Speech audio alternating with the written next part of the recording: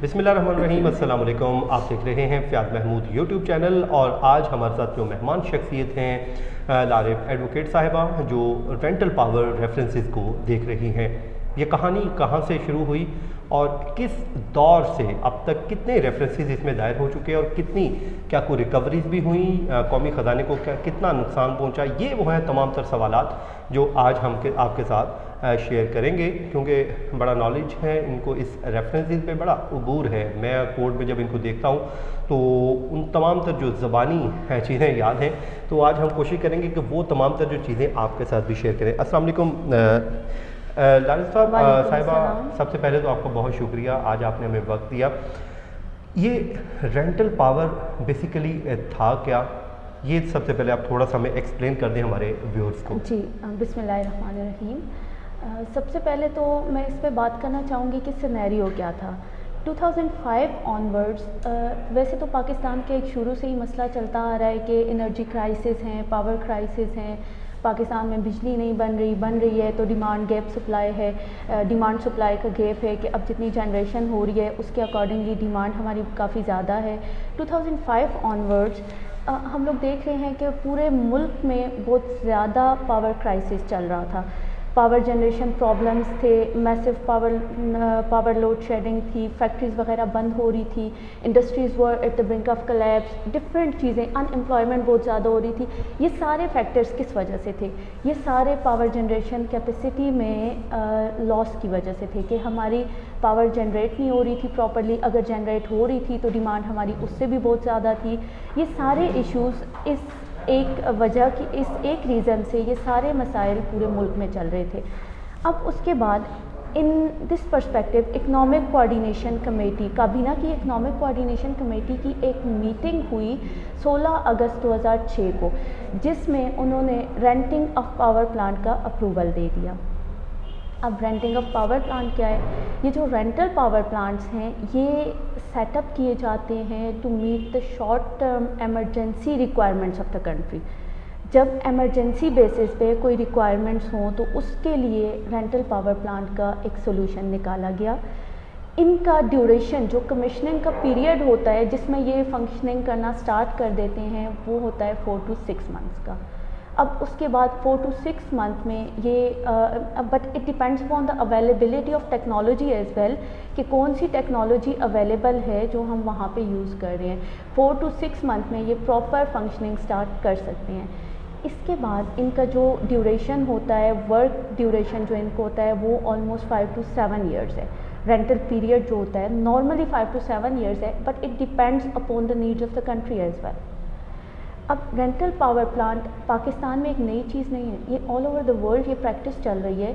UK, US, India, Bangladesh, Kuwait, UAE, Sri Lanka, Turkey and many other countries, इन सब में almost ये प्रैक्टिस चल रही है और सक्सेसफुल भी है वहाँ पे।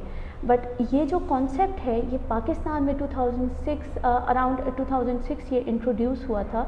2006 में first 2 rental power plants Pakistan में लगाए गए थे। वो 2 प्रोजेक्ट्स यूएस बेस्ड कंपनीज थी, उनको दिए गए थे। ऑलमोस्ट एक 136 मेगावाट्स का था जो बिकी के मकाम पे था और 150 मेगावाट्स का एट शरकपुर। ये प्रोजेक्ट स्टार्ट हुए, इन्होंने अपनी फंक्शनिंग स्टार्ट की, उसके बाद वर्क किया, जो भी उस दौरान इश्यूज़ हुए सब कुछ, लेकिन ये 2 प्रोजेक्ट्स अपना इन्होंने कॉन्ट्रैक्ट पीरियड कंप्लीट किया और उसके बाद ख़त्म हो गए। ये बताएं कि उसके बाद ये 2006 में ऑनवर्ड स्टार्ट हो गए, जो स्कैंडल बना उसकी रीज़न क्या थी और किस ईयर में बना, और क्या इस पे कुछ सुप्रीम कोर्ट में सो मोटो भी हुआ था, वो भी थोड़ा सा हमारे व्यूअर्स को बता दीजिए। मैं एक जनरल बैकग्राउंड बता रही थी कि 2006-2007 में फ़र्स्ट हमारे पास रेंटल पावर प्लांट्स हुए थे। उसके बाद 2008 में एक कमेटी जिसकी सदारत प्राइम मिनिस्टर साहब ने की थी, उन्होंने अलाउ किया जी, उस टाइम पे प्राइम मिनिस्टर साहब की सदारत में एक कमेटी हुई जिन्होंने इंस्टॉलेशन का 14 रेंटल पावर प्लांट्स की मज़ीद इंस्टॉलेशन की इजाज़त दे दी। अब उन 14 रेंटल पावर प्लांट से 1500 मेगावाट इलेक्ट्रिसिटी प्रोड्यूस होनी थी, और पाकिस्तान पावर इंफ्रास्ट्रक्चर बोर्ड को ये टास्क दिया गया था कि वो 1500 मेगावाट इलेक्ट्रिसिटी के लिए रेंटल पावर प्लांट्स और इंडिपेंडेंट पावर प्लांट्स की इंडक्शन का ऑर्डर दे दे। PPIB को ये टास्क दिया गया कि वो इनकी इंडक्शन करे। नेक्स्ट, अब एक साल बाद 2009 में, सितंबर 2009 में RPPs having collective capacity of almost 2200 megawatts का अप्रूवल भी दे दिया गया। फिर उसमें कुछ अनसोलिसिटेड ऑफर्स भी शामिल थी, जिनमें ऑलमोस्ट 5 रेंटल पावर प्लांट्स थे। अब in the end of all these 19 rental power plants को सैंक्शन कर दिया गया था, जिनमें से 12 रेंटल पावर प्लांट्स सेटअप भी हुए। उन्होंने 12 रेंटल पावर प्लांट्स टोटल थे जिनको इंस्टॉल किया गया था। 2 RPPs 2006 में इंस्टॉल हुए थे। इन दो ने अपना ड्यूरेशन कंप्लीट किया। एज अर्लियर मेंशन मैं बता भी चुकी हूँ कि एक 136 मेगावाट का था और एक 150 मेगावाट का था। उसके अलावा 10 RPPs बाद में इंस्टॉल हुए थे।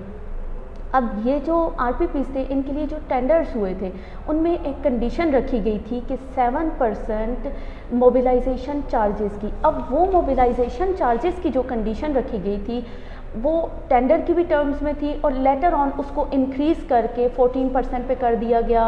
एंड ये पोस्ट टेंडर जो चेंजेस भी की गई, सारा कुछ ये मैटर इस टाइम मीडिया में भी कंट्रोवर्शियल है। यही मेन इशू था जिसको लेके आगे तक रेफरेंसेस भी फाइल हुए कि सॉवरेन गारंटी में कन्वर्ट कर दिया गया, मोबिलाइजेशन चार्जेस इंक्रीज़ कर दिए गए, अनसोलिसिटेड ऑफर्स इंटरटेन की गई। ये सारे इश्यूज़ ये मैटर ऑफ कंट्रोवर्सी थे मीडिया में भी, हर जगह पे, और सुप्रीम कोर्ट में भी जो सू मोटो प्रोसीडिंग्स हुई वो भी इसी बेसिस पे हुई। अब दिसंबर 15, 2011 में मखदूम सैयद फैसल सालेह हयात ने एक सुप्रीम कोर्ट को अप्रोच किया फॉर द पर्पज़ कि वो सू मोटो प्रोसीडिंग्स इनिशिएट करे on the issue of rental power plant 2011 में। ठीक है। उनकी एप्लीकेशन के बाद उन्हें ख्वाजा आसिफ साहब ने भी ज्वाइन कर लिया था इस प्रोसीडिंग्स को।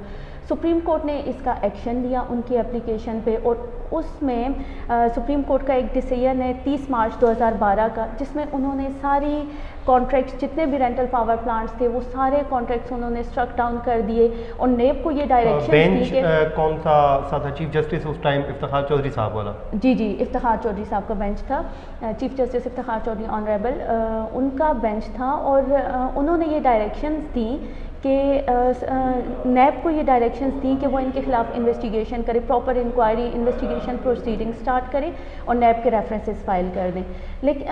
लेकिन उसमें ये कंडीशन भी थी कि उन लोगों के खिलाफ रेफरेंसेस फाइल किए जाएं कि those who are involved and those who attend monetary benefit और फाइनेंशियल गेन, तो उनके खिलाफ ये प्रोसीडिंग्स इनिशिएट कर दें। अब नेब ने जब इन्वेस्टिगेशन की तो उसके बाद टोटल 12 रेफरेंसेस फाइल हुए। उन 12 रेफरेंसेस में से 2 रेफरेंसेस पे अभी डिसीजन आ चुका है, 2 रेफरेंसेस में एक्यूज की एक्विटल हो चुकी है, और उन 2 रेफरेंसेस में कोई फाइनेंशियल बेनिफिट एज सच सामने नहीं आया। उन 2 रेफरेंसेस जज बशीर साहब ने जो जजमेंट बशीर साहब ने भी एक जजमेंट दी है, जिसमें वो लेटेस्ट अमेंडमेंट आई है नेब की 2019 की। उसमें बिल्कुल क्लियरली ये कहा हुआ है कि जहाँ पे कोई मॉनेटरी बेनिफिट है, तो मॉनेटरी बेनिफिट की कोई एविडेंस है, वो जहाँ पे प्रूफ हो रहा है, तो उसमें उनका यही कहना है कि जिसमें अगर कोई मॉनेटरी बेनिफिट लिया है तो तब ही केस चल सकता है, अगर मॉनेटरी को बेनिफिट नहीं लिया तो आप उसको अक्यूज़ नहीं कह सकते। तो जब ये इफ्तिखार चौधरी साहब का उस टाइम जब फैसला आ गया, तो ये जो रेंटल पावर जो प्रोजेक्ट स्टार्ट किए गए थे, इनकी क्या पोजीशन थी? उसके बाद क्या उनको रोक दिया गया था काम, या उन्होंने फंक्शनिंग छोड़ दी थी? क्या था वो थोड़ा सा इन्हें रोक दिया गया था। ठीक है, ये जो रेंटल पावर प्लांट्स थे, ये सारा इशू उस टाइम उन्होंने इन प्रोजेक्ट्स को स्ट्रक ऑफ कर दिया था। ये सारे पावर प्लांट्स रुकते थे, और उनके डिसीजन के मुताबिक जो मोबिलाइजेशन चार्जेस वगैरह जो फंड्स उस टाइम पे हुए थे, वो along with the interest return भी कर लिए गए थे, वो रिफंड कर लिए थे सारे। और जो लॉस कैलकुलेट हो रहा है, as far as my understanding is concern, वो जो लॉस कैलकुलेट किया जा रहा है वो नेपरा की फ़ी है, जो फॉर द टैरिफ डिटर्मिनेशन और other expenses incurred from that, वो कोई मोबिलाइजेशन चार्जेस वगैरह नहीं है, वो अलॉन्ग विद इंटरेस्ट रिफंड हो चुका है। तो यानी कि आप समझती हैं कि उस टाइम जब ये बंद हुए तो अभी जैसे 2 एक्यूटल हुई हैं, अभी तक क्या इसमें किसी को अक्यूज़ को कोई सज़ा भी हुई है या अभी तक रेफरेंसेस ज़ेर समात ही हैं? नहीं, अभी तक रेफरेंसेस ज़ेर समात है, क्योंकि 2012 में ये रेफरेंसेस फ़ाइल होने का सिलसिला शुरू हुआ था और 2019 तक ये रेफरेंसेस फ़ाइल हो रहे थे और अभी इन प्रोग्रेस हैं। कुछ में अटेंडेंस की स्टेज है, कुछ में एविडेंस रिकॉर्ड हो रही है, ये डिफरेंट स्टेजेस में अभी सारे रेफरेंसेस चल रहे हैं, सिवाय 2 रेफरेंसेस के जिनमें एक्यूज़ को एक्विटल हो गया है। इसमें एक्यूज़ कौन लोग थे? इसमें सारे लोग जो उस टाइम उन प्रोजेक्ट्स में इन्वॉल्व थे वो लोग थे। फॉर एग्जांपल सेक्रेटरीज थे, secretary finance, water and power, ministers जो थे वो सब लोग इसमें, साहब और दीगर जो थे, जी एग्जैक्टली, शौकत तरीन साहब और ये वो सब लोग इसमें एज एन एक्यूज़ उनको रखा गया है। अच्छा, जैसा कि आपने मुझे बताया कि उस टाइम जब इनको रोक दिया गया, ख्वाजा साहब भी गए और उसके अलावा मखदूम फैसल सालेह हयात साहब ने भी कोर्ट से रजू किया, तो सुप्रीम कोर्ट के ऑर्डर पर उन तमाम प्रोजेक्ट को रोक दिया गया। तो उस पर सुप्रीम कोर्ट के उस फैसले से आप समझती हैं कि कोई अगर वो ना रोका जाता और वो प्रोजेक्ट कंप्लीट हो जाते तो वो हमारा लॉस नहीं होना था, बल्कि उनको रोकने से कौमी खजाने को कोई लॉस हुआ या नहीं, बस वो ख़त्म हो गया पैसा जो लगा हुआ था? इंस्टॉल हो चुकी थी, जो फाइनेंशली उस टाइम लॉस होना था शायद के रोकने से भी वो लॉस ज़्यादा, क्योंकि अगर देखा जाए तो 2008 में मेरे ख्याल से जो लॉस कैलकुलेट हुआ था वो 210 बिलियन रुपए या इस तरह से इंडस्ट्रियल सेक्टर में जो लॉस कैलकुलेट हुआ था वो ये था। अब उसके बाद अगर वो पावर प्लांट्स जो लग चुके थे वो चल जाते, उनको कुछ में ये इश्यूज़ थे कि उनको गैस की अवेलेबिलिटी नहीं थी, कुछ में क्या इश्यूज़ थे, कुछ में क्या, अगर उन इश्यूज़ को रिजॉल्व कर लिया जाता तो शायद कि लॉस इतना ना होता।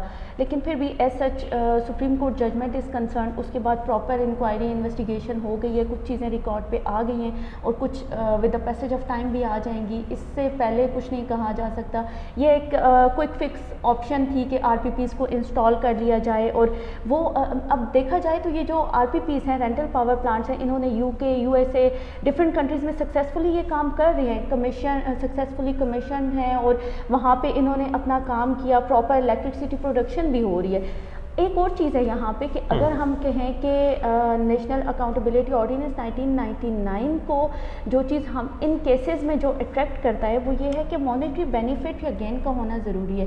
लेकिन ये जितने भी रेफरेंसेस हैं इनमें एक लिखियोना हम कह सकते हैं कि इनकी फाइलिंग में अगर कुछ है तो वो ये है कि मॉनेटरी बेनिफिट का कहीं पे चार्ज मौजूद नहीं है। As per my humble understanding is concern, वहाँ पे कोई ऐसा चार्ज नहीं है कि जिससे ये साबित किया जा सके, ना कोई ऐसी एविडेंस ऑन रिकॉर्ड है कि जो ये बता रही हो कि इनमें कोई मॉनेटरी बेनिफिट है, कोई गेन है, कोई एसच कोई लॉस एक्रू हुआ है। ये जो फैक्ट है मॉनेटरी बेनिफिट वाला, ये फर्दर अभी रिसेंट अमेंडमेंट आई है नैब ऑर्डिनेंस में, 2019 की एक अमेंडमेंट है, उसमें फर्दर इसको एलेबोरेट किया हुआ है कि जहाँ पे कोई मॉनेटरी बेनिफिट होगा वहाँ पे हम कह सकते हैं कि कोई इस तरह का केस है, ठीक है। लेकिन उसके वो अमेंडमेंट अब गैर मौसर नहीं हो चुकी वो, क्योंकि उसके बाद में नहीं किया गया था कोई भी, तो क्या अब भी वो एप्लीकेबल है? उस पर अभी एप्लीकेशंस दी हुई हैं डिफरेंट केसेस में, उन पे आर्गूमेंट्स रहते हैं।